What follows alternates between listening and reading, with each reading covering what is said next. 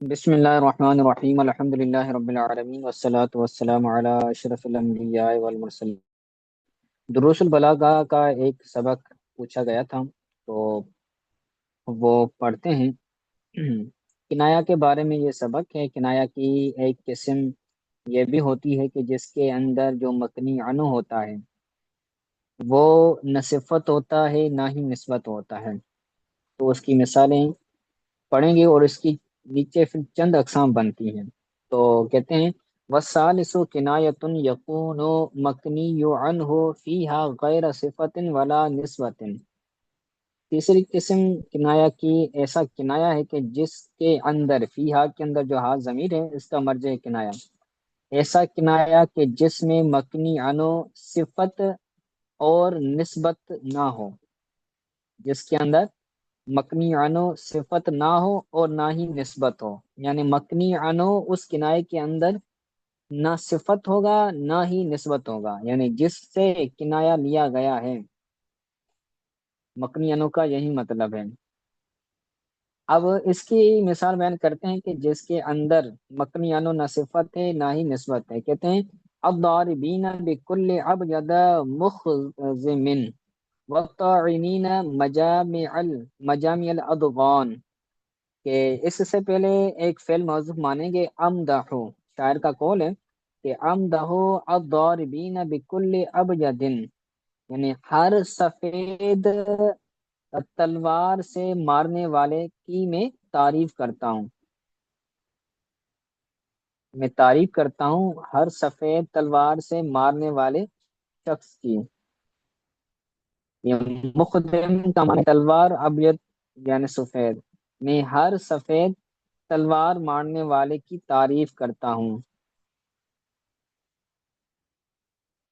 قاطع، مخزم مطلب کاٹنے والی تلوار، میں ہر سفید کاٹنے والی تلوار سے مارنے والے کی تعریف کرتا ہوں، یعنی جو بندہ سفید تلوار، ایسی تلوار جو کاٹ رہی ہوتی ہے، اس کے ساتھ مارنے والا جو بندہ ہوتا ہے میں اس کی تعریف کرتا ہوں یا میں تعریف کر رہا ہوں۔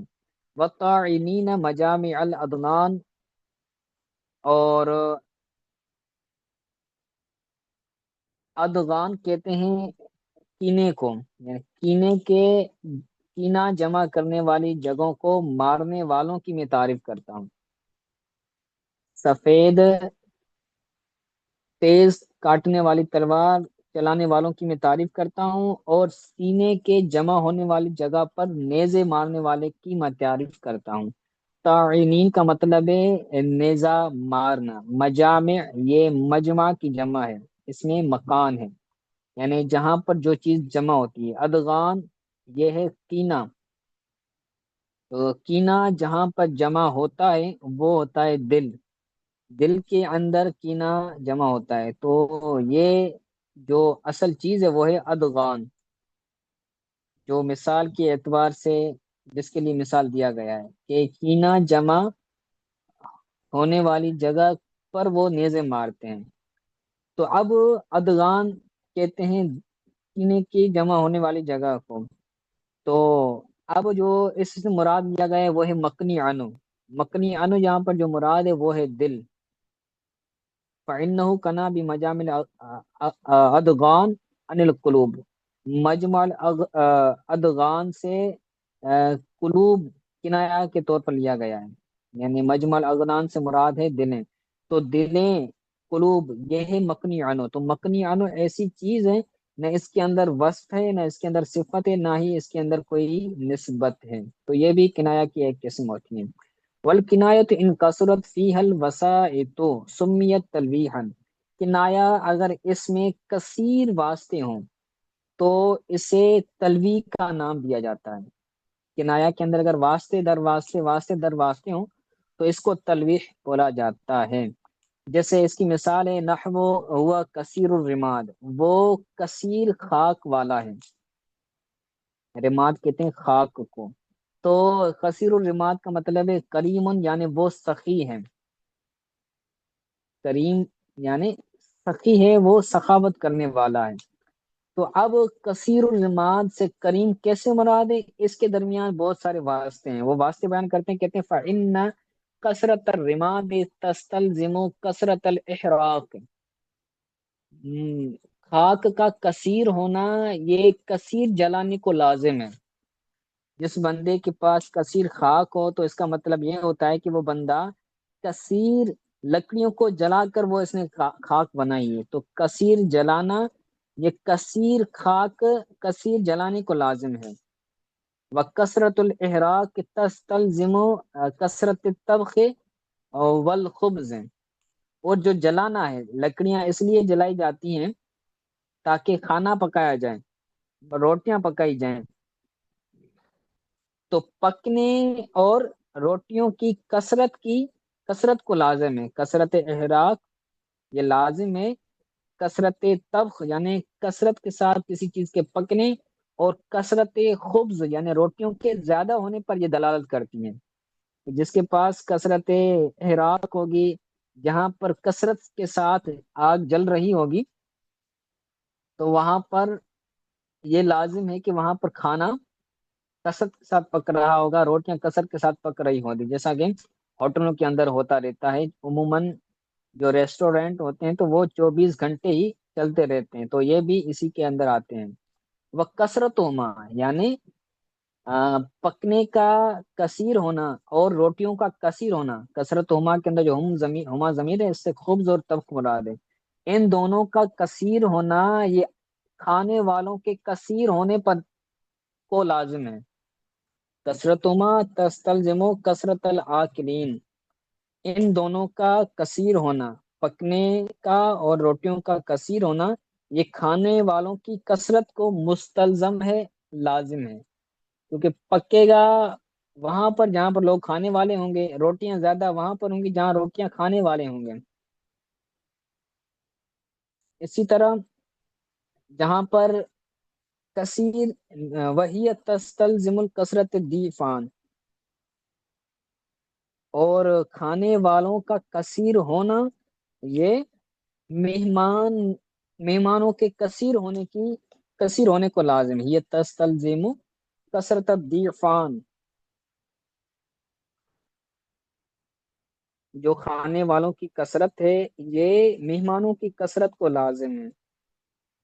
وہ کثرت ضیفان تستلزم الکرم، اور مہمانوں کا کثیر ہونا، مہمانوں کا زیادہ ہونا یہ سخاوت کو لازم ہے، کیونکہ جو بندہ سخی ہوتا ہے اس کے پاس ہی زیادہ مہمان آتے ہیں، جو کنجوس ہوتا ہے تو اس کے پاس مہمان آتے ہی نہیں، آتے بھی ہیں تو بہت سے کم ہوتے ہیں، کیونکہ ان کو پتا ہوتا ہے کہ ہم جائیں گے تو وہاں پر مہمان نوازی نہیں ہوگی۔ تو اس طرح یہ ہوا کثرت الرماد کے کر یہاں پر انہوں نے کثرت کرم مراد لی ہے، سخاوت مراد لی ہے، کیونکہ خاک ہوگی تو جلنا پایا جائے گا، تو کثرت کے ساتھ سالن روٹیاں پک رہی ہوں گی، کثرت کے ساتھ سالن روٹیاں پک رہی ہوں گی تو پھر کھانے والے کثیر ہوں گے، کھانے والے کثیر ہوں گے تو مہمان ہوں گے تو پھر جو ہے وہ مہمان نوازی ہوگی اور جو ہے وہ سخاوت ہوگی۔ تو اس طرح واسطے در واسطہ، واسطہ در واسطہ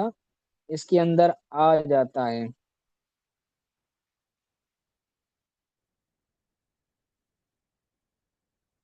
ٹھیک ہے، تو اس کے اندر کثرت وسائط ہیں، تو جس کنایہ کے اندر کثرت وسائط ہوں اس کو تلویح کہتے ہیں۔ اس کے بعد تیسری قسم بیان کرتے ہیں، وہ ان قلت و خفیت تم یا رمزن، اگر واسطے ہوں لیکن کثیر نہ ہوں، کم ہوں لیکن خفیہ ہوں، پوشیدہ ہوں، واسطے کم ہوں لیکن پوشیدہ ہوں، تو ایسے کنایا کو رمز بولا جاتا ہے۔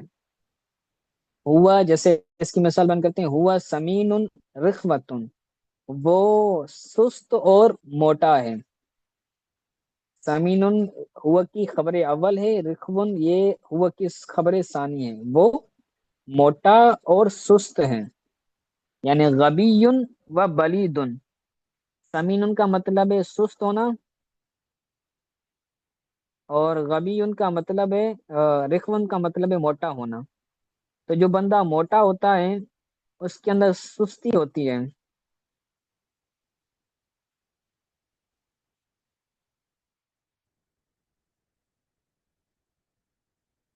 وہ سمین، وہ بندہ کند ذہن ہے، گبی ہے، رخون اور موٹا ہے۔ ویسے رخون کو رخون یہ بولتے ہیں جس کے پاس مال زیادہ ہو۔ اس کے اندر دو چیزیں ہیں، ایک ہے سمین، دوسرا ہے رخون۔ جو سمین ہوتا ہے یعنی جو غبی ذہن ہوتا ہے، اس کے پاس مال زیادہ ہوتا ہے عموماً۔ آپ نے دیکھا ہوگا کہ جو امیروں کے لڑکے ہوتے ہیں، بچے ہوتے ہیں، تو ان کا دماغ استعمال کم کر رہا ہوتا ہے اور وہ غبی الذہن کہلاتے ہیں۔ رخون اور جس کے پاس، جو بندہ موٹا ہوتا ہے عموماً وہ سست بھی ہوتا ہے، جسم کے بھاری ہونے کی وجہ سے سستی ہو رہی ہوتی ہے۔ تو غبی کا مطلب ہے کنزن ہونا، بلیدن کا مطلب ہے موٹا ہونا۔ تو رخون سے مراد بلیدن ہے اور سمین سے مراد غبی ہے۔ ٹھیک ہے، تو یہ اگر واسطے ہوں لیکن کم ہو اور پوشیدہ ہوں تو اس کنایا کو کنایا رمز بولتے ہیں۔ وَإِن قلت فيها الوساعت ولم تكن او لم تکن ووضعت سمیت ایماء و اشارتن، اگر اس کے اندر واسطے کم ہو، وَإِن قلت فيها وساعت، اگر اس میں واسطے کم ہو اور یا پھر ہو ہی نہ، او لم تکن ہو ہی نہ واسطے، اور وہ واضح ہو، اس کے اندر کوئی دقیق چیز نہ ہو، تو سمیت ایما ان و اشارن، تو اس کو ایما اور اشارہ کہتے ہیں۔ ایما کا لغوی معنی ویسے ہوتا ہے اشارہ کرنا، جیسے اشارے سے نماز پڑھنے کے حوالے سے یہ ایما ان کا لفظ آتا ہے، تو اشارتن ایما ان دونوں کا مطلب ہے ایما ان، اور اشارتن اس کو نام دیا جاتا ہے۔ اب اس کی مثال بیان کرتے ہیں، او ما رأيت المجد القى رحله في آل طلحة ثم لم يتحولي، کیا تو نے بزرگی کو نہیں دیکھا کہ جس نے اپنا ساز و سامان آل طلحہ میں رکھ دیا ہے، طلحہ کے قبیلے میں، طلحہ کے گھر میں رکھ دیا ہے، کیا تم نے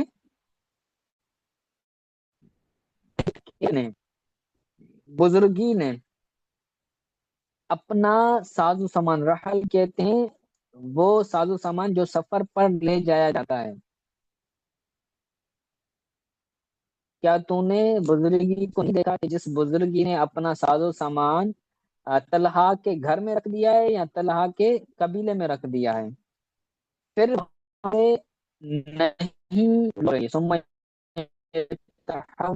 نہیں لوٹ رہی، یعنی وہ بزرگی، وہ مجد، اس کا مطلب یہ ہے کہ وہ جو آل طلحہ ہے، جو طلحہ کی اولاد، طلحہ کا جو قبیلہ ہے، وہ کیا ہیں؟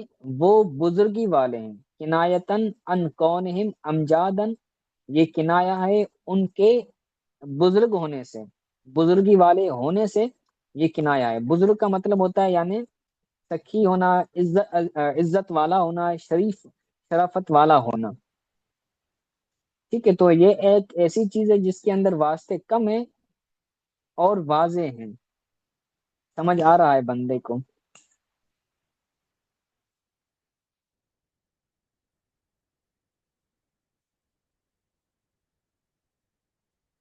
رحل کے والے کا الخیمہ او اساس السفر۔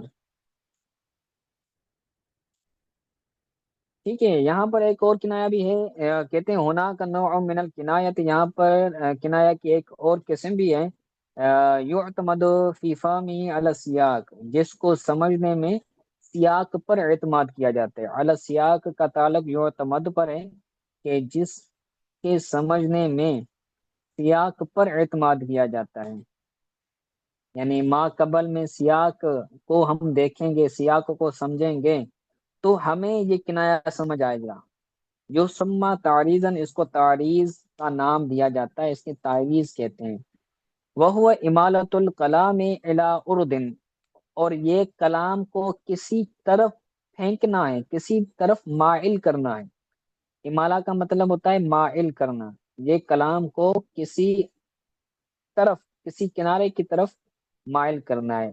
اردن کی وضاحت کرتے ہیں، کہتے ہیں اے ناحیتن، کسی کنارے، کسی طرف، کلام کو پھیرنا ہے، مائل کرنا ہے۔ کقولک لشخص یضر الناس، جیسے تمہارا کہنا اس شخص کو کہ جو لوگوں کو تکلیف دیتا ہے، جو لوگوں کو نقصان دیتا ہے، نقصان دینے والے شخص کو تمہارا یہ کہنا کہ خیر الناس من ینفعہم، لوگوں میں سے بہترین سب سے وہ ہیں جو ان لوگوں کو نفع دیتا ہے۔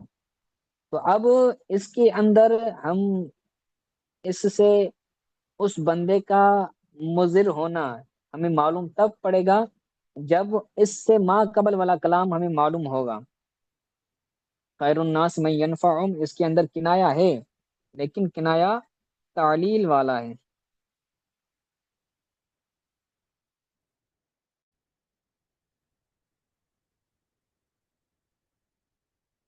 ٹھیک ہے، تعریض والا ہے، تو اس کے اندر سیاق پر اعتماد کیا جائے گا تب یہ ہمیں سمجھ آئے گا۔